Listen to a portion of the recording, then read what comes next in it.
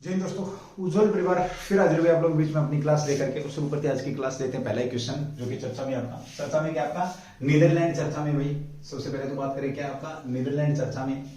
अब नीदरलैंड की बात करते हैं चर्चा में क्यों है कि चारों तरफ युद्ध का माहौल बना हुआ है। तो दिमाग में एक ही बात आती है कि कोई युद्ध हमला हो गया होगा, ऐसा कुछ नहीं भाई। यहाँ पर क्या हुआ भाई, पानी की कमी में, पानी की कमी की राष्ट्रीय पानी मैं बात करूं, पानी की कमी की घोषणा करी गई है। कहां पर आपकी नीदरलैंड के अंदर, यानी कि नीदरलैंड में 50% से ज्यादा पानी की कमी होगी। हालांकि ये एक अलग बात है कि अभी तक नागरिकों को ज्यादा कठिनाई का सामना करना नहीं पड़ा है, बट फिर भी ये काफी समय से ये समस्या बनी हुई है। यानी कि पानी की कमी कहां पर पाई जा रही है आपकी नीदरलैंड के अंदर। जल स्तर अब तक के सबसे निचले स्तर पर है।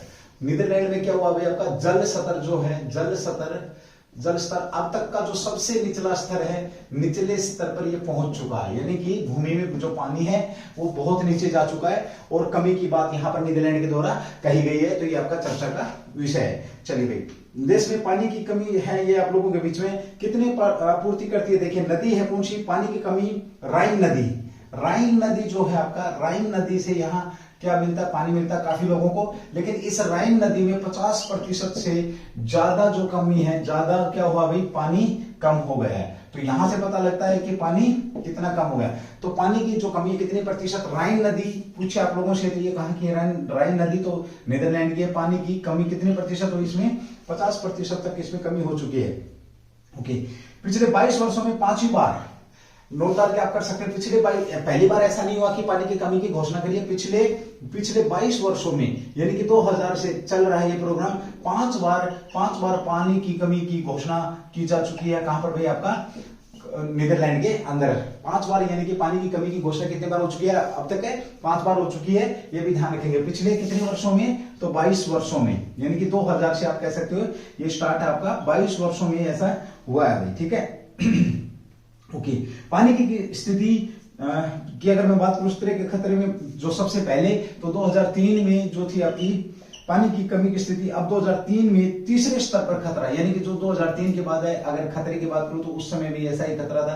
तो ये बात यहां पर कही गई है। ये था आपका नीदरलैंड के बारे में थोड़ी सी बात करते हैं। देखिए पानी की कमी के कारण आपका चर्चा में हुआ, पानी ही सब कुछ है। यहाँ भारत के अंदर पानी तबाही मचा रहा है, चीन के अंदर भी तबाही में ये प्रकृति है भाई, कहीं पे कुछ करती है, कहीं पे कुछ करती है। जो जैसा करेगा वैसा बनेगा। चलिए यहाँ पर हम बात करते हैं यूरोप, इसकी थोड़ी सी नीदरलैंड की। तो नीदरलैंड की अगर मैं बात करता हूँ तो देखिए ये यूरोप महाद्वीप का देश है। कहाँ का देश है, यूरोप महाद्वीप का देश है। याद रखेंगे कौन सी, कहां पड़ता है भैया, यूरोप में नॉर्थ ईस्ट के अंदर आपका ये पड़ता है। नॉर्थ ईस्ट में, यूरोप के किस साइड पड़ता है आपका ये, नॉर्थ ईस्ट के अंदर पड़ता है। ये भी आपका चर्चा का विषय होना चाहिए कि पूछ लेगा, सीधा सा पूछ लेगा कि नॉर्थ ईस्ट, यूरोप के नॉर्थ ईस्ट में, जैसे कल मैंने एक बात करी थी आपका कि जो आपका एक चर्चा में है आजकल, एक आपका कह सकते हैं जो आपका चिप है, सिलिकॉन है, वो चर्चा में है। चिप चर्चा में, सिलिकॉन और ताइवान, ये सारी की सारी बातें मैंने कल करी थी। ध्यान रखना इन सब बातों का भी भाई आप लोग। तो ठीक है, नॉर्थ ईस्ट के अंदर, नॉर्थ ईस्ट का देश है। अगर मैं इसकी राजधानी की बात करूं तो ये कौन सा, एम्स्टर्डम जो क्या है इसकी राजधानी है। राजधानी की अगर हम बात करते हैं तो यही है। साथ में अगर हम बात करते हैं इसकी प्रशासनिक जो राजधानी है, उसकी अगर प्रशासनिक कैपिटल की अगर मैं बात करता हूं तो वो कौन सी है, द हैंग है आपका। ये भी याद रखेंगे। जो लोग हैं, मुद्रा की अगर बात करता हूं मैं यहाँ पर, मुद्रा कौन सी है नीदरलैंड की, तो यूरो है भाई। ये भी अच्छा क्वेश्चन आपका बन जाएगा। ठीक है, चलिए अगला क्वेश्चन यहाँ पे एक और बनता है आपका, इनकी जो राष्ट्रीयता वो कैसी है, डच। ये जो लोग हैं जैसे भारतवासियों को हिंदुस्तानी बोलते हैं, इसी कम है डच। और डचों की अगर हम बात करते हैं तो डच भारत के लिए विशेष तौर पे जाने जाते हैं, क्योंकि दूसरी ऐसी शक्ति थी जो भारत में ये आई थी भाई। दूसरी किसके बाद आई थी, पुर्तगालियों के बाद भारत में पहुंचने वाले लोग भी कौन थे आपके, पुर्तगालियों के बाद भारत में पहुंचने वाले लोग कौन थे आपके, डच थे। ये भी ध्यान रखेंगे। ठीक है, डचों ने ही उस समय, अगर मैं बात करूं आपका, जिस समय ये लोग आए थे 16वीं शताब्दी के अंदर, उस समय जो भारत में जो व्यापार था वो प्रसिद्ध किसके, कौन सा व्यापार प्रसिद्ध था, तो गर्म जो मसाले हैं आपके, गर्म मसालों का जो व्यापार प्रसिद्ध था। परंतु डचों ने पहली बार भारत के किसको, अगर पूछा जाए आप लोगों से, डचों ने किस उद्योग को या किस व्यापार को प्रसिद्ध किया, तो वस्त्र जो उद्योग है वस्त्र व्यापार को प्रसिद्ध किया। किसके द्वारा प्रसिद्ध किया गया था आपका, ये डचों के द्वारा किया गया था। डचों ने एक पैगोडा नामक सिक्का भी निकाला था। कौन सा भाई आपका, पैगोडा नामक सिक्का की अगर मैं बात करता हूं तो ये भी किसने निकाला था, डचों के द्वारा ही निकाला गया था। ये भी आपका शानदार क्वेश्चन यहाँ पे बनता है। जो पैगोडा का जिक्र है तो याद रखना है, ब्लैक पैगोडा भी आपका, ब्लैक जो पैगोडा है ये क्या है, तो ब्लैक पैगोडा आपका कौन सा मंदिर है, सूर्य जो कोणार्क मंदिर, उसे किस नाम से जाना जाता है, ब्लैक पैगोडा के नाम से जाना जाता है। और भारत का पहला ऐसा मंदिर है जो 100% ऊर्जा से क्या कह सकते हैं, जो सौर ऊर्जा से संचालित मंदिर आपका कौन सा है, यही है भाई। ठीक है, तो चलिए इसका एक बार स्क्रीनशॉट ले लेंगे, उसके बाद बढ़ते हैं अगले क्वेश्चन की तरफ। बेहतरीन क्वेश्चन है भाई आपका, वो भी एसबीआई चर्चा में भी आपका अगला क्वेश्चन है। एसबीआई चर्चा में, ये चर्चा में क्यों है, देखिए रेपो दर की बात नहीं करूंगा, लेन देन की बात नहीं करूंगा, पैसों की बात नहीं करूंगा। अभी हाल ही में फॉर्च्यून ने 100-500 ग्लोबल फॉर्च्यून ग्लोबल एक सूचकांक कह सकते हैं कंपनियों की सूची जारी करी है, जिसके अंदर एसबीआई का भी नाम शामिल है। किसके अंदर एसबीआई ने शामिल किया इसको, एसबीआई को फॉर्च्यून की जो सूची है, किसकी भी, फॉर्च्यून की जो सूची है 500 सूची में 500, यानी कि इन्होंने ग्लोबल सूची जारी की। कैसी ग्लोबल जो सूची है, ग्लोबल सूची जारी करी है, किसने जारी करी है, तो आपकी फॉर्च्यून के द्वारा। और इसमें कितनी कंपनी को शामिल किया गया है आपकी, तो 500 कंपनियां। अगर मैं भारत की बात करूं तो भारत की अगर, तो आपकी सार्वजनिक व निजी 9 कंपनियों को, भारतीयों को इसमें स्थान मिला है, याद रखेंगे। और इसके अंदर एसबीआई को भी शामिल किया गया है। सीधा सा क्वेश्चन आपका कि SBI state bank of India का फॉर्च्यून सूची के अंदर 500 जो ग्लोबल 2022 500 फॉर्च्यून 500 2022 जो ग्लोबल आपकी सूची है, इस सूची के अंदर एसबीआई को स्थान मिला है। पूछ लेगा तो ये भी आपको पता होना चाहिए। तो कौन से नंबर पर है, अगर मैं एसबीआई की बात करता हूं तो ये आपका 236वें नंबर पर है भाई। 236वें नंबर पर किसको डाला गया 500 के अंदर, तो 236वें नंबर पर आपका SBI state bank of India को डाला गया।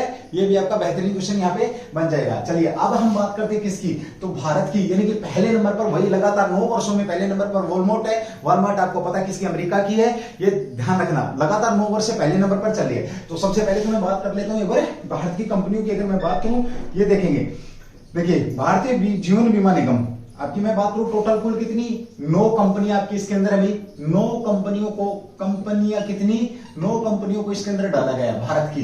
500 के अंदर भारत की 9 कंपनियां। तो इसमें अगर मैं बात करता हूं सबसे पहले भारतीय जीवन बीमा निगम एलआईसी, भारतीय जीवन, बड़ा अच्छा क्वेश्चन है, ये याद रखना इंपोर्टेंट क्वेश्चन है। जीवन बीमा निगम, बीमा निगम की बात करें, बीमा निगम कौन से नंबर पर, या एलआईसी आप लोगों से पूछे तो कौन से नंबर इस सूची के अंदर है, तो एलआईसी को डाला गया है इस सूची में आपका 98वें स्थान पर आपकी कौन सी है, तो एलआईसी है, याद रखेंगे। ओके, उसके बाद करें क्या इसके पास कितना, एलआईसी के पास कितना राजस्व हुआ, तो यूएस डॉलर भाई, यूएस डॉलर का सिंबल बना देता हूं, ब्रैकेट में कर देता हूं, यूएस आपका यूएस डॉलर। इसके पास जो संपत्ति आकी गई वो कितनी 97266.7 मिलियन जो यूएस डॉलर की बात करी गई है, ये यहां पर राजस्व है। इतना राजस्व किसका आपका, तो एलआईसी का राजस्व है। और एलआईसी को 98वें स्थान पर रखा गया है, किसके द्वारा, फॉर्च्यून सूची 2022 के द्वारा भी। ठीक है, ओके। इसी में आपका मई 2022 में भारतीय स्टॉक एक्सचेंज में सूचीबद्ध होने के बाद एलआईसी दूसरी बार इस सूची के अंदर जोड़ा गया। ये भी आपका शानदार क्वेश्चन यहाँ पे बन जाएगा। अगला आपका रिलायंस कंपनी, रिलायंस की अगर मैं बात करता हूं तो रिलायंस आपका 2021-22 में आपका 93,982 मिलियन अमेरिकी डॉलर के साथ आपका 104, यानी कि कौन से स्थान पर, 104वें स्थान पर आपकी कौन सी कंपनी आ रही है, रिलायंस आ रही है भाई। ये भी अच्छा क्वेश्चन यहाँ पे आप लोगों का बन जाएगा। 93,982 यूएस डॉलर है, ये भी आपका यूएस डॉलर राजस्व के साथ इसकी भी बात हो रही है। ठीक है, चलिए तो पहली कंपनी कौन सी इसके अंदर आपकी, सीधा सा पूछा जाएगा, फॉर्च्यून में फर्स्ट, भारत के अंदर फर्स्ट रहने वाली कंपनी कौन सी आपकी, एलआईसी है। सेकंड नंबर पे किसको डाला गया, ये आपका इस लिस्ट के अंदर आपका रिलायंस को 104वें नंबर पर रिलायंस है। ये भी अच्छा क्वेश्चन यहाँ पे बन जाएगा। और इस बार रिलायंस ने कितना, 51%, नोट डाल के लिख सकते हैं, नोट 51, जो क्या कह सकते हैं 51 स्थान, प्रतिशत में भी 51 स्थानों का उछाल जो है, उछाल यहाँ पर देखा गया है, किसके अंदर आपका, रिलायंस के अंदर देखा गया है। ये भी आप लोगों को मालूम होना चाहिए। ठीक है, चलिए अगली बात करते हैं यहाँ पर हम, और कौन सा आपका एसबीआई मैंने यहाँ पे आपको बता ही दिया है। साथ में आपका ओएनजीसी, इंडियन ऑयल कॉर्पोरेशन, पहले ये ले लेंगे IOC Indian oil corporation limited कौन से स्थान पर आपकी 142वें स्थान पर है। साथ में हम बात करते हैं तेल और प्राकृतिक गैस ONGC आपकी, ये आपकी 190वें स्थान पर है। ये भी याद रखेंगे भाई, आपके 142वें स्थान पर है आपका इंडियन ऑयल। भारतीय स्टेट बैंक मैंने आपको बता दिया, भारतीय पेट्रोल कॉर्पोरेशन लिमिटेड है, तो आपका ये हो जाएगा BPCL जो कंपनी है, ये आपकी 295वें स्थान पर है। ये भी आपके बीच में क्वेश्चन बन जाएगा भाई, ठीक है। ओके, फॉर्चून की 31 मार्च 2000 को या इससे पहले समाप्त होता है जो सूची है, वो सूची कब आपकी, तो 31 मार्च 2022 से पर ये सूची आपकी समाप्त होती है। ये भी शानदार क्वेश्चन यहाँ पे आपका बनता है। देखिए फॉर्चून ने जो लिस्ट जारी की, इसमें मैंने पहले भारत की बात करी है। भारत में LIC याद रखेंगे पहले नंबर पर, दूसरे नंबर पर आपका रिलायंस याद रखेंगे, ठीक है। रिलायंस याद रखेंगे 104 नंबर पर है। भारत की बात हो रही तो 98 नंबर पर, अगर मैं वैसे टोटल में 500 में बात करता हूं तो 98 है पहले नंबर पर, दूसरे नंबर पर आपकी रिलायंस, वैसे आपकी 104 पे। साथ में आपका इंडियन ऑयल कॉर्पोरेशन लिमिटेड है 142 नंबर पे, ONGC प्राकृतिक गैस वाली आपकी 90 नंबर पे है, BPL आपका 295 पे है, और SBI की मैंने बात करती 200 आपका 36वें नंबर पर आपका ये है। यानी कि तीनों की तीनों जो प्राकृतिक गैस और पेट्रोलियम वाली जो फैक्ट्रियां वो इसके अंदर शामिल की गई हैं। ये भी बड़ा अच्छा क्वेश्चन यहाँ पे आपका बनता है, ठीक है। एक बार थोड़ा सा रफ करूंगा भाई, यहाँ पे थोड़ा ध्यान रखेंगे आप लोग। यहाँ पे मैं फर्स्ट और आपकी लिख देता हूँ फर्स्ट कौन सी आई है, तो वॉलमार्ट है आपकी जो इस लिस्ट के अंदर, यानी कि 500 के अंदर जो फर्स्ट है आपकी लगातार, तो वो कौन सी आई है, 9वें वर्ष वॉलमार्ट भाई। जो वॉलमार्ट है, ये वॉलमार्ट आपकी क्या है, पहले नंबर पर है, फर्स्ट है, ये ध्यान रखना फर्स्ट है। ये है कहां की, तो ये आपको पता अमेरिका की है। और आपकी छठे नंबर पर अगर मैं बात करूं तो 6 नंबर पर आपकी सऊदी अरब की है। ये इंपोर्टेंट बन जाएगा आपका 105 बिलियन अमेरिकी डॉलर के साथ अगर हम बात करें तो बिलियन US डॉलर के साथ अगर हम बात करते हैं तो ये आपके छठे नंबर पर है। कौन सी है भैया आपकी, अरामेको,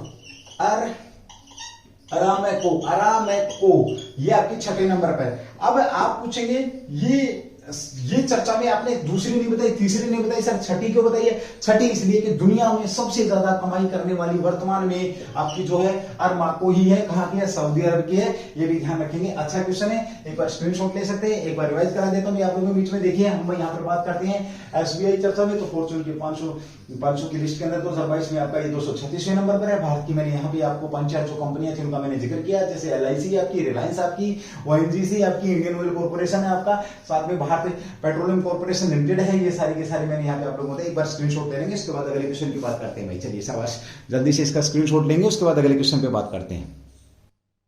चलिए भाई, अगला क्वेश्चन आपका मुजफ्फरपुर चर्चा में, मुजफ्फरपुर चर्चा में आपका ये भी अच्छा क्वेश्चन बनेगा भाई आप लोगों का। देखिए उससे पहले जो बीच में आप ये सेकंड नंबर पे है भाई आपकी अमेजॉन, जो इससे पहले जो क्वेश्चन था आप लोगों को पता, जो आपका फॉर्चून के अंदर है। उसके बाद जो तीसरे नंबर पर है स्टेट ग्रिड चीन की है, ये अमेजॉन आपको पता है कहां की है, चौथी भी चीन की है, पांचवी भी चीन की है। अब देखना एक चीज, यानी कि 3, 4, 5 पर जो कब्जा वो किसका है, सारा का सारा आपका चीन का। छठवीं आपकी सऊदी अरब की, 7वीं एप्पल फिर USA कह देते हैं, 10वें नंबर पर फिर आपकी क्या है आपको पता है USA की। यानी कि अगर मैं बात करूं ज्यादा अंडर 10 के अंदर जो कंपनियां वो सारी की सारी आपकी किसकी, अमेरिका और चीन का ही वर्ष ज्यादा, अमेरिका और चीन के अंदर भी ठंड रही है आपके बीच में। चलिए बात करते हैं मुजफ्फरपुर चर्चा में। मुजफ्फरपुर का संबंध सबसे पहले तो बात करें कहां से है, बिहार से है। बिहार में क्या मुजफ्फरपुर अब चर्चा में क्यों है, तो मुजफ्फरपुर चर्चा में इसलिए भाई यहाँ एक कॉलेज है आपका, क्या है, एक कॉलेज है। उस कॉलेज के अंदर बहुत पुराने समय की, कॉलेज में क्या है, एक पुराने समय की, यानी कि 106 साल पुरानी खगोल आपका क्या है, खगोल वेधशाला है। वेधशाला, इसको क्या किया है, खगोल वेधशाला है, यानी कि जो अंतरिक्ष के बारे में जो जानकारी देती है वो आपकी क्या है, प्रयोगशाला है, कह सकते हो खगोलीय वेधशाला है। इस खगोलीय वेधशाला की अगर मैं बात करता हूं, खगोलीय वेधशाला, तो इसको अभी यूनेस्को ने क्या किया है, यूनेस्को ने अपनी लिस्ट के अंदर इसको शामिल किया है, अपनी लिस्ट में इसको क्या किया है, शामिल किया है, याद रखेंगे यूनेस्को लिस्ट के अंदर। तो बड़ा अच्छा क्वेश्चन है। कहां पर कॉलेज, कहां पर आपका, मुजफ्फरपुर के अंदर। मुजफ्फरपुर कहां आपका, बिहार के अंदर है। 106 वर्ष पुरानी है आपकी, 106 वर्ष पुरानी खगोल शास्त्री, यानी कि उस समय के जो आपके प्रोफेसर थे जिन्होंने खगोल की बारे में जानकारी लेने के लिए क्या कहता है, एक वेधशाला बनाई थी, जो आजकल चर्चा में इसलिए क्योंकि वहां पर चोरी वगैरह भी हो गया था, बाद में किसी ने ध्यान नहीं दिया, फंड मिला नहीं, काफी कुछ हुई, लेकिन अब उसे यूनेस्को लिस्ट के अंदर शामिल कर दिया गया है, तो कुछ शांति सी बनी है भाई, ठीक है। चलिए बात करते हैं यूनेस्को की विश्व धरोहर स्थल। सीधा पूछेगा, धरोहर वेधशाला में सूची में जोड़ा गया है, ये मैंने आपको बता ही दिया है, ठीक है। वेधशाला भारत के पूर्वी भाग में अपनी तरह की पहली, भारत के किस भाग में भाई, अच्छा क्वेश्चन है, भारत के पूर्वी भाग में अपनी तरह की पहली वेधशाला है। याद रखेंगे भाई, अपनी तरह की क्या है, ये पहली वेधशाला है। ये भी आपका अच्छा क्वेश्चन यहाँ पे बन जाएगा। चलिए अगला क्वेश्चन यहाँ पे देखते हैं, इसी को लेकर के। इसकी स्थापना किसने करी थी खगोलीय वेधशाला की, कब हुई थी? तो 1916 में स्थापना इसकी कब करी गई थी भाई? 1916 में स्थापना हुई थी। ये भी आपका क्वेश्चन बन जाएगा, ठीक है। इसे जो आपकी प्रयोगशाला कह लो, वेधशाला कह लो, एक ही बात है, ठीक है। चलिए भाई, उसके साथ बात करते हैं इसकी जो स्थापना की गई थी, किसके द्वारा की गई थी? स्थापना करने वाले कौन थे? प्रोफेसर रोमेश जो चंद्रन थे, रोमेश चंद्र सेन ने क्या किया था? इसकी स्थापना करी थी। इसकी 1914 में उन्होंने मार्गदर्शन के लिए खगोल शास्त्री जी मिशेल से बात की थी। कब? 1914 में इन्होंने खगोल शास्त्री जो आपके कौन थे, यहाँ संबंध अगर पूछे तो ये जो मार्गदर्शन के लिए जी मिशेल से या जे मिशेल से इन्होंने बातचीत करी थी। जब जे मिशेल, सीधा सा पूछ लेगा कि जे मिशेल भी चर्चा में थे। ये भी आपके क्या है? खगोल शास्त्री हैं। ये भी ध्यान रखेंगे भी, ठीक है। चलिए एक बार देखते हैं। तो 1916 में इसकी स्थापना करी इस वेधशाला की प्रोफेसर रोमेश चंद्रन सेन के द्वारा की गई है। जी मिशेल से इन्होंने संपर्क साधा था कब? 1914 में। उसके बाद इन्होंने यहाँ पर ये स्टूडेंटों को पढ़ाने के लिए एक यहाँ पर आपकी क्या वेधशाला की स्थापना करी थी। ये भी अच्छा क्वेश्चन यहाँ पे बन जाएगा। 1915 में इन्होंने क्या किया था? टेलीस्कोप, कोनोग्राफ, खगोल घड़ी। 1915 में टेलीस्कोप, खगोल घड़ी भाई आपका, खगोल घड़ी, साथ में हम कह सकते हैं आपका, और क्रोनो जो ग्रफ है ये खगोलीय घड़ी, क्रोनोग्राफ, ये सारी के सारी आपकी यहाँ पर इन्होंने खरीदारी करी थी 1915 में। तब जाकर के 1916 में इन्होंने इसकी स्थापना करी थी, वेधशाला को शुरू किया गया था, ठीक है। ओके, अब यहाँ पे एक दो क्वेश्चन यहाँ पे लिख देता हूँ। 1946 में सॉरी, कॉलेज का तो नाम मैंने लिखा ही नहीं, माफी चाहूंगा भाई। सबसे पहले कॉलेज का नाम जरूर देख लेंगे। जो कॉलेज है वो कॉलेज कौन सा आपका? तो ये है आपका कॉलेज है लंगत सिंह कॉलेज है आपका, जिस कॉलेज के अंदर लंगत सिंह कॉलेज है, जिस कॉलेज के अंदर इस वेधशाला को यूनेस्को की लिस्ट के अंदर डाला गया है। ये आपका शानदार क्वेश्चन यहाँ पे बनेगा। चलिए एक बार रिवाइज करा देता हूँ। अच्छा क्वेश्चन है, देखिए भाई, हमने यहाँ पर बात करी मुजफ्फरपुर आपका चर्चा में। मुजफ्फरपुर का संबंध कहां से? बिहार से। बिहार में एक कॉलेज को लेकर के आपका चर्चा में आया है। 106 वर्ष पुरानी आपकी क्या है यहाँ पर खगोल जो कह सकते हो, खगोल जो वेधशाला या खगोल प्रयोगशाला थी, उसको यूनेस्को की धरोहर के अंदर शामिल कर लिया गया है। 1915 में इन्होंने यहाँ पर जो किसने इसकी स्थापना 1916 में किसने? प्रोफेसर रमेश चंद्र सेन के द्वारा की गई थी। जी मिशेल से इन्होंने डिस्कस किया था 1914 में। और 1915 में इन्होंने टेलीस्कोप, खगोलीय घड़ी और क्रोनोग्राफ आदि खरीद करके यहाँ पर क्या किया गया था? इसकी स्थापना की गई थी ताकि स्टूडेंटों को पढ़ाया जा सके। लेकिन बाद में क्या हुआ? इस लंगत सिंह कॉलेज को ज्यादा कुछ ग्रांट वगैरह मिली नहीं, सामान भी चोरी हो गया था। इसको क्या कर रखा था? अभी सील कर रखा था। लेकिन बाद में अब इसको इस लिस्ट के अंदर लाने से क्या हो गया? अभी इसका जीर्णोद्धार किस्म से कह सकते हो ये यहाँ पे हो गया अभी आपका, ठीक है। चलिए अब बात करते हैं थोड़ी सी, यहाँ पे 2-3 क्वेश्चन मैं आपको दे दूंगा। यूनेस्को क्या है? यूनेस्को क्या करती है? तो विश्व के अंदर जितनी भी जो धरोहर स्थलें हैं, विश्व में जो स्थल है आपका, चाहे जो भी है, विश्व की जो चीजों को सहज करके रखना, उनकी सुरक्षा से संबंधित चीजें यहाँ पे, तो सारी की सारी चीजों को देखने का काम किसका? विश्व जो यूनेस्को वो कर रही है। विश्व के अंदर जो इंपोर्टेंट चीजें हैं, यानी कि हमारी धरोहर के रूप में, तो उनको ये संभाल करके रख रही है। इसकी स्थापना की बात करें यूनेस्को की,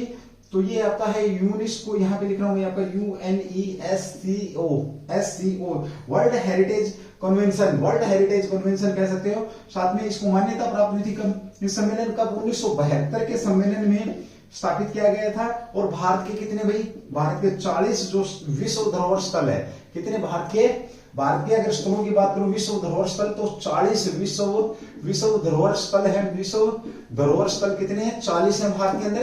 ये भी ध्यान रखने वाली बात है भाई, ठीक है। ओके, इसके अंदर क्या है? 32 आपके कैसे हैं? ये यहाँ पे लिख रहा हूं मैं आपका। तो अगर 40 विश्व धरोहर स्थल, विश्व धरोहर स्थल की अगर हम बात करते हैं तो कितने टोटल?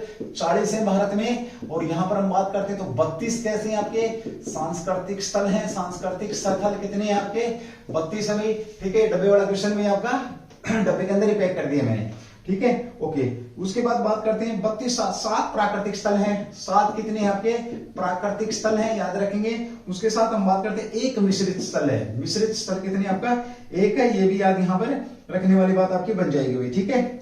और विश्व धरोहर स्थलों की छठी सबसे बड़ी संख्या, ये बड़ा अच्छा क्वेश्चन है। तो भारत का विश्व धरोहर स्थलों की संख्या को लेकर के अगर हम बात करें तो भारत का नंबर कौन सा है, 6वां नंबर है भारत का, यानी कि 6ठे नंबर पर हमें जितनी की हमारी यहाँ पर 32 जो सांस्कृतिक स्थलों को, 7 आपके क्या प्राकृतिक स्थल, एक आपका मिश्रित स्थल। अगर मैं यहाँ पर एक और बात करूं यहाँ आप लोगों से, तो देखिए यहाँ पर जयपुर का जो जंतर मंतर है, जयपुर का जंतर मंतर, आप लोगों ने जंतर मंतर सुना हुआ दिल्ली के अंदर है, लेकिन जयपुर वाला जो जंतर मंतर है, जयपुर वाला जो जंतर मंतर है, ये भी आपका धरोहर स्थल के अंदर शामिल है। यहाँ पर सूर्य कि जो प्रकाश से जो घड़ी है, वो घड़ी इसी जयपुर के जंतर मंतर पर है। जंतर जो मंतर है जयपुर का जंतर मंतर पर ही स्थित है। ये भी आपका अच्छा क्वेश्चन यहाँ पे बन जाएगा भाई, ठीक है। 19 खगोलीय उपकरणों का एक संग्रह। जब खगोल की बात चली तो यहाँ पर जंतर मंतर के अंदर क्या 19 खगोलीय क्या है आपके उपकरण है, खगोलीय जो उपकरण है वो यहीं पर है। और इसकी किसने सवाई जयसिंह के द्वारा, सवाई जयसिंह द्वितीय के द्वारा इसकी क्या की गई थी, स्थापना की गई थी। और यह दुनिया की सबसे बड़ी पत्थर की धूप घड़ी, नोट डाल के लिखेंगे यहां पे भाई, दुनिया की सबसे बड़ी पत्थर की धूप घड़ी, दुनिया की सबसे बड़ी पत्थर की जो धूप घड़ी है, ये कहां पर है आपकी जंतर मंतर के अंदर। और कितने उपकरण हैं यहाँ पर 19 उपकरण इसके अंदर शामिल हैं। ये भी आप ध्यान रखेंगे। विश्व धरोहर स्थल के अंदर भारत के 40 स्थान शामिल हैं, जिनमें से अगर मैं बात करूं तो 32 आपके सांस्कृतिक हैं, 7 आपके प्राकृतिक हैं, एक आपका मिश्रित है। जयपुर का यहाँ पे जिक्र इसलिए है क्योंकि ये खगोल से संबंधित वेधशाला था, जिसको क्या किया गया अभी हेरिटेज लिस्ट के अंदर शामिल किया गया। हेरिटेज लिस्ट की बात करें तो 1972 में इसकी कह सकते हो आप स्थापना की गई। विश्व के अंदर जितनी भी धरोहर स्थल है, जितनी भी धरोहर चीजें हैं, उनको संभाल करके रखने का काम किनका है, मतलब एक किस्म से कहें तो यही है, इन्हीं का ही काम है देखने का। चलिए एक बार स्क्रीनशॉट ले लेंगे, उसके बाद भाई अगले क्वेश्चन की बात करते हैं। क्वेश्चन नंबर 4 जो कि आपके बीच में रहेगा भाई। चलिए भाई, प्रोजेक्ट चीता चर्चा में काफी दिन से चीता चर्चा में आप लोगों को पता भी है कि कितने चीते कहां से आए रहे हैं, सारी की सारी बातें आपके बीच में। लेकिन अब फिर चर्चा में आ गया एक बार आपका प्रोजेक्ट चीता। सच बात तो ये है कि भारत के अंदर आपके कह सकते हैं जो 50 का दशक था, तो उसमें क्या होता, चीते आपके लगभग क्या हो गए थे, खत्म हो गए थे। चीतों को दोबारा से लाने के लिए यहाँ पर बात की गई, बड़ा लंबा प्रोसेस रखा गया। पहले सबसे पहले बात हो रही थी ईरान से, फिर कुछ कारणों के चलते हुए वहां से ना ला करके और फिर अभी वापस अफ्रीका से चीते लाए गए हैं, लाने की बातचीत चल रही है, समझौता हुआ। लेकिन उन सब चीजों से हटके वो क्वेश्चन मैंने पहले आपका करा दिया था। लेकिन अब जो क्वेश्चन आ रहा है वो आपका ये है कि अभी हाल ही में चर्चा में क्यों हुआ, तो जो NTCA है आपकी, जो नेशनल टाइगर जो आपका है, जो चीतों को देख रहा है, इंडियन ऑयल कॉर्पोरेशन के साथ एक MOU पर मेमो पर क्या हुआ इसका, यह समझौता हुआ। किसके साथ समझौता हुआ आपका, इंडियन ऑयल कॉर्पोरेशन के साथ क्या हुआ समझौता। इंडियन ऑयल कॉर्पोरेशन ने एक समझौता किया, किसके साथ किया आपका, तो जो नेशनल टाइगर जो आपका, यानी कि जो टाइगर को सेव करने के लिए या टाइगरों की जो निगरानी करने के लिए, इसकी फुल फॉर्म अगर आप देखना चाहते हैं तो लिखेंगे, नोट करेंगे। ये क्या आपका राष्ट्रीय बाघ संरक्षण प्राधिकरण, राष्ट्रीय बाघ प्राधिकरण, राष्ट्रीय बाघ संरक्षण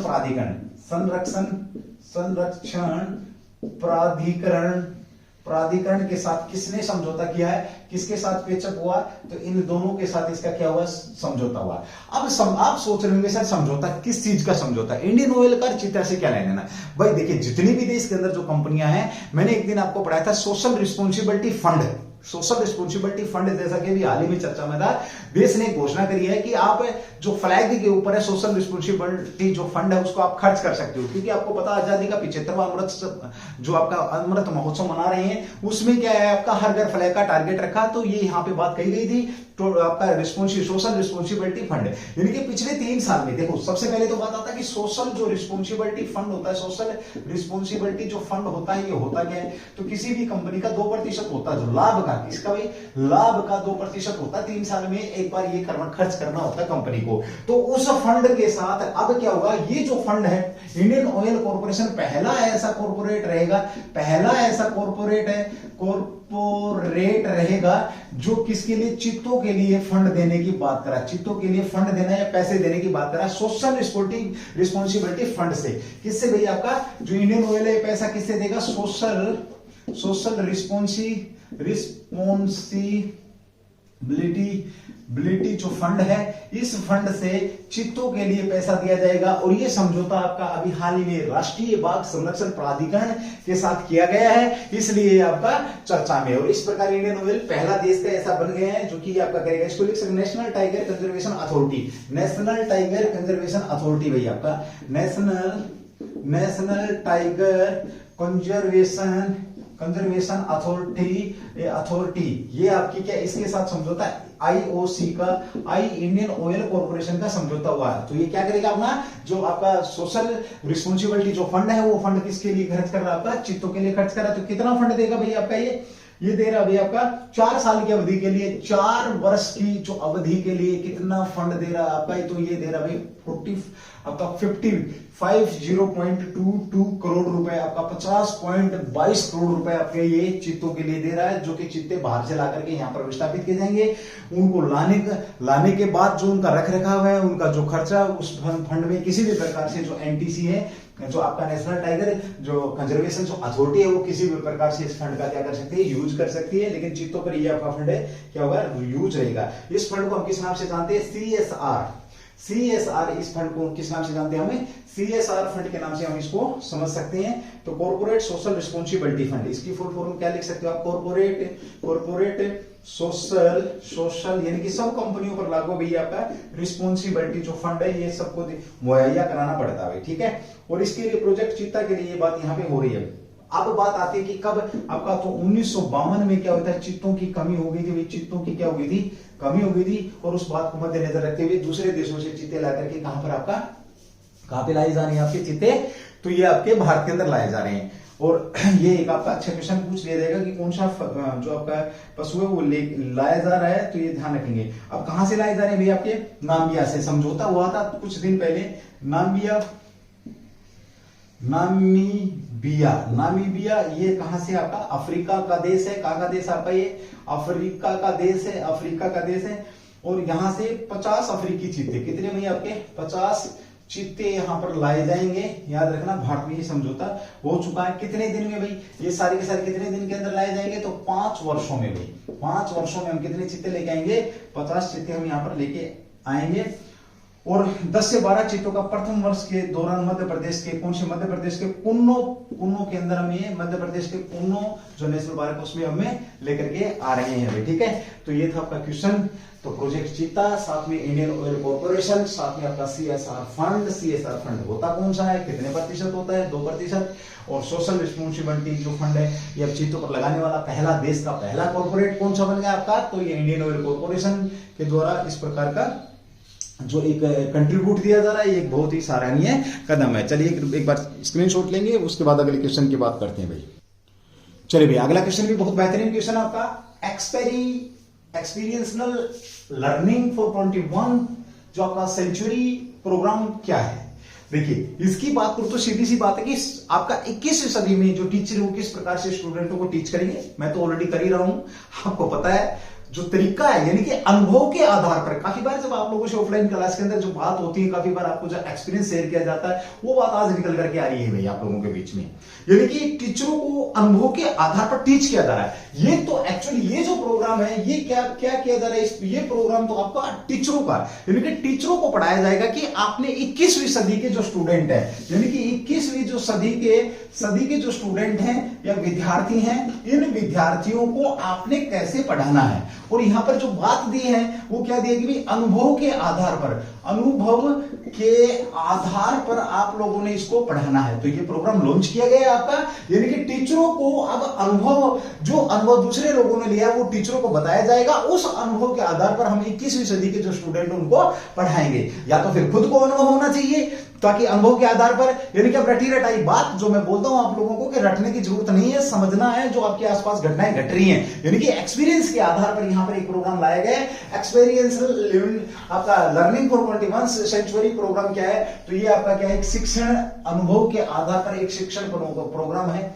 अनुभव के आधार पर, किसके आधार पर भाई, आपका अनुभव के आधार पर शिक्षण प्रोग्राम है, प्रोग्राम है, याद रखना। अब शिक्षण जो प्रोग्राम है अनुभव के आधार पर, ये किसके लिए है, अध्यापकों के लिए है, अध्यापकों के लिए है, याद रखेंगे। अब ये प्रोग्राम लॉन्च किसने किया है, ये बड़ा अच्छा क्वेश्चन, यहां पर लॉन्च करने वाला कौन सा आपका, तो एक तो सीबीएसई है, सीबीएसई बोर्ड है, दूसरा कौन सा आपका जनजातीय जो मामलों का जो मंत्रालय, यानी कि 1+2 एक आपका ईएसटीसी है, 3 प्लस आपका 4 और 5 6, यानी कि 6 संस्थाएं मिलकर के इस प्रोग्राम को आपस में सहयोग करके, यानी कि टीचरों को क्या किया जा रहा है, टीचरों को अनुभव के आधार पर पढ़ाया जाएगा कि हम 21वीं सदी के स्टूडेंटों को किस प्रकार से टीच करें। तो ये आपका क्या है, शिक्षण प्रोग्राम है, जैसा कि मैंने लिखा अनुभव के आधार पर आपका, या अनुभवात्मक शिक्षण कार्यक्रम कह सकते हो आप, ये भी आपका लाया गया भाई। ये कार्यक्रम किसके द्वारा शुरू किया, यह कार्यक्रम तो असित गोपाल, यह जो कार्यक्रम है आपका, कार्यक्रम किसके द्वारा, तो आपका ये भाई असित जो गोपाल है आपके, असित गोपाल के द्वारा ये कार्यक्रम आपका लॉन्च किया गया, शुरू किया गया। आदिवासी छात्रों के लिए राष्ट्रीय शिक्षा सोसाइटी के आयुक्त हैं, ये हैं कौन, आपके असित गोपाल। बहुत मोस्ट इंपोर्टेंट क्वेश्चन है आपका, ये हैं कौन, तो देखिए ये आपके हैं NESTS, जो आपका ये जो NESETS है, यानी कि national education society for tribes students, इसको लिख सकते हैं नेशनल एजुकेशन EDU करके छोड़ भी कर लेना, society SOCITY society for tribes, यानी कि जनजातियां, ट्राइब्स जो हैं आपकी स्टूडेंट्स के अध्यक्ष रहे हैं, इसके स्टूडेंट्स के क्या रहे हैं, आपके आयुक्त हैं। और इन्होंने ये कार्यक्रम लॉन्च किया, क्या है आपके आयुक्त, अगर पूछे तो मुख्य कार्यकारी अधिकारी कौन है NESTS के, तो आपके national education society for tribes students के जो है आपके कौन, आसित जो गोपाल है, इन्होंने ये कार्यक्रम लॉन्च करवाया है। लॉन्च किस किस के सहयोग से हुआ, ये आपके बीच में है, यानी कि सीबीएसई बोर्ड, उसके बाद जनजातीय मंत्रालय के मंत्री कौन है, ESTC हो गए, टाटा ट्रस्ट है आपका, TISS है और MGIS है, ठीक है। बहुत बेहतरीन क्वेश्चन है क्योंकि शिक्षा से जुड़ा हुआ क्वेश्चन है, इसलिए ध्यान रखेंगे भाई आप लोग। अच्छा क्वेश्चन आप लोगों के बीच में ये बन जाता है, ठीक है। चलिए, एकलव्य मॉडल के आधार पर यहाँ पर ये स्कूल वगैरह चलाए जाएंगे अनुभव के आधार पर, तो ये भी एक अच्छा क्वेश्चन है आपका, एक बार इसका स्क्रीनशॉट देंगे, उसके बाद अगले क्वेश्चन की तरफ बढ़ते हैं भाई।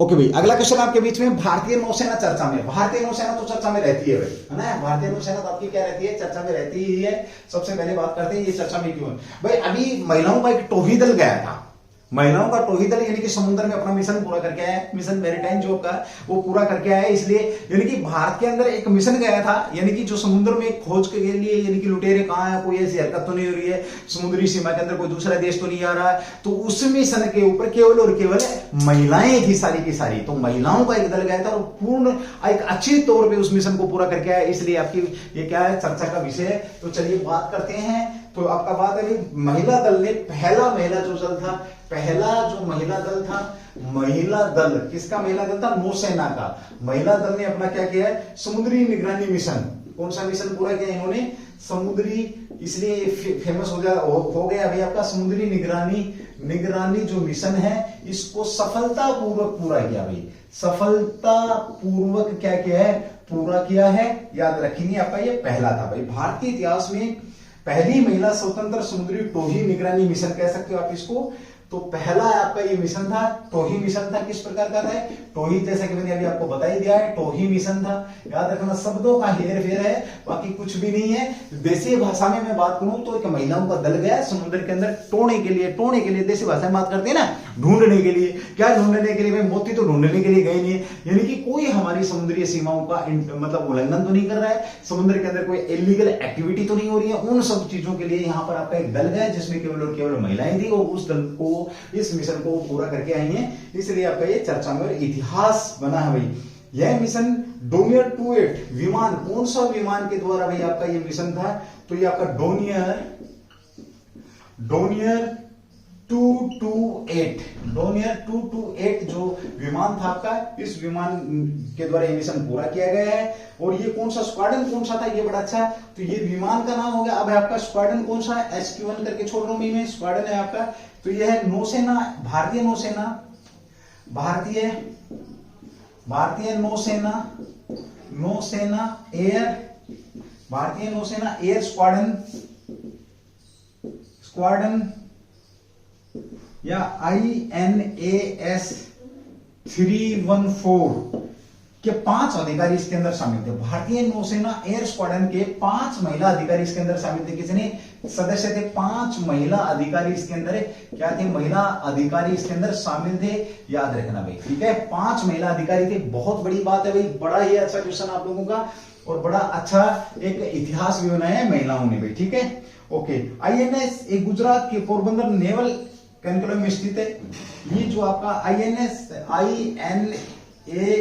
है, ये कहां पर आपका स्थित है, तो पोरबंदर के अंदर। इसके लोकेशन कहां पर भी आपका, पोरबंदर में नेवल एयर एनक्लेव में स्थित है। पोरबंदर की भी अगर मैं बात करूं तो नेवल एयर एनक्लेव के अंदर क्या आपका ये स्थित है। और इसमें आपकी जो कप्तानी मिशन कमांडर कौन थी, ये बड़ा अच्छा क्वेश्चन यहाँ पे। तो आपका देखो, एक बार रिवाइज कराता हूं, फिर सुनेंगे एक बार। देखिए, भारतीय नौसेना चर्चा में क्यों है, तो पहला टोही जो मिशन पूरा करके आई है, ये जो हमारी भारत की महिलाएं हैं, जिसके अंदर 5 सदस्य थे, 5 की 5 महिलाएं अधिकारी थी। इस टोही विमान का नाम क्या था, डोनियर 228 था। साथ में स्क्वाड्रन कौन सा था, भारतीय नौसेना एयर स्क्वाड्रन INA 314, जो कहां पर, इसकी लोकेशन कहां पर है, तो लोकेशन बात करें तो पोरबंदर के अंदर है, और पोरबंदर नेवल एयर एनक्लेव के अंदर स्थित है। पोरबंदर के नेवल एयर, पोरबंदर आपको पता है क्या, आपकी पोरबंदर कहां पर है, गुजरात के अंदर है। ये आप लोगों को सबको पता है, गुजरात के अंदर है। और ये क्या आपकी बंदरगाह है, और यहाँ पर नेवल जो एनक्लेव है उसके अंदर। अब बात आती कि 5 लोग थे कौन। सबसे पहले तो जो अधिकारी था, यानी कि जो कमांडर था, कमांडर कौन है, ये बड़ा अच्छा कमांडर, तो ये है आपका कप्तानी मिशन कमांडर लेफ्टिनेंट कमांडर आंचल शर्मा। तो लेफ्टिनेंट कमांडर आंचल शर्मा है, आंचल शर्मा भाई, ठीक है। ओके, उसके बाद बात करें इनके साथ पायलट कौन थी, तो शिवांगी। पायलट की बात करते हैं तो पायलट हैं आपकी, ये है शिवांगी और लेफ्टिनेंट अपूर्व गीते। तीसरी कौन है, दूसरी कौन है, पायलट शिवांगी है, तीसरी कौन है, अपूर्व गीते भी हैं, तीसरी ये महिला थी भाई इसके अंदर, ठीक है। ये भी आपकी क्या है, लेफ्टिनेंट हैं। और इनके साथ अगर मैं बात करूं, सामरिक और सेंसर अधिकारी हैं कौन, पूजा। चौथे नंबर पर कौन है आपकी, पूजा पांडा भाई, पूजा पांडा है, ठीक है। और छठवीं है आपकी लेफ्टिनेंट आपकी पूजा शेखावत है। और इन्होंने बड़ा ही बेहतरीन मिशन, बहुत ही शानदार तरीके से इन्होंने क्या किया है, 5 की 5 जो हमारी देश की बेटियां हैं, गर्व है हमें इन पर भाई, जिन्होंने अपना इस मिशन को अंजाम दिया है। जिसके अंदर कमांडर है आपके लेफ्टिनेंट कमांडर आंचल हैं, साथ में हम बात करें आंचल शर्मा, साथ में हम बात करें पायलट है शिवांगी, पायलट अपूर्व गीते हैं ये आपकी, साथ में पूजा पांडा है। इनको अलग अलग टास्क थे इनके इसके अंदर। और पूजा शेखावत है, पूजा पांडा और पूजा शेखावत है। इन लोगों ने मिलकर के इस मिशन को क्या किया, पूरा किया है। बड़ा ही शानदार क्वेश्चन है, ये ध्यान रखेंगे। पूजा पांडा, यहाँ पे एक चीज रखेंगे, सामरिक और सेंसर अधिकारी कौन है, सामरिक और सेंसर अधिकारी, सामरिक और सेंसर अधिकारी के तौर पर किसने काम किया, तो पूजा पांडा ने काम किया। ये भी आपका एक अच्छा क्वेश्चन है, ध्यान रखेंगे। साथ ही हम बात करते हैं, जब इंडियन आर्मी की बात हुई, सॉरी इंडियन नेवी की बात हुई है, तो इंडियन नेवी के साथ अगर हम बात करते हैं तो इंडियन एयरफोर्स भी है, इंडियन एयरफोर्स, साथ में आपका क्या है, इंडियन आर्मी। और अभी हाल ही में जो भर्ती प्रक्रिया थी, इसके अंदर बड़ा बदलाव किया गया था, अग्निवीर यहाँ लिखा है, जो कि देश के लिए बहुत ज्यादा जरूरत भी थी। सरकार ने बड़ा ही अच्छा सोचा है, चाहे जो भी हो, जो भी रहे, कुछ भी रहे, लेकिन बड़ा अच्छा कदम था सरकार का। चलिए, थैंक यू। आप लोगों की जो आज की क्लास थी वो यहीं तक रहने वाली है। मेरी तरफ से और उज्जवल परिवार की तरफ से धन्यवाद भाई, थैंक यू। जय हिंद, जय भारत, डू दी बेस्ट। इसका स्क्रीनशॉट ले सकते हैं। उसके बाद भाई फिर मिलते हैं अगले पीरियड में।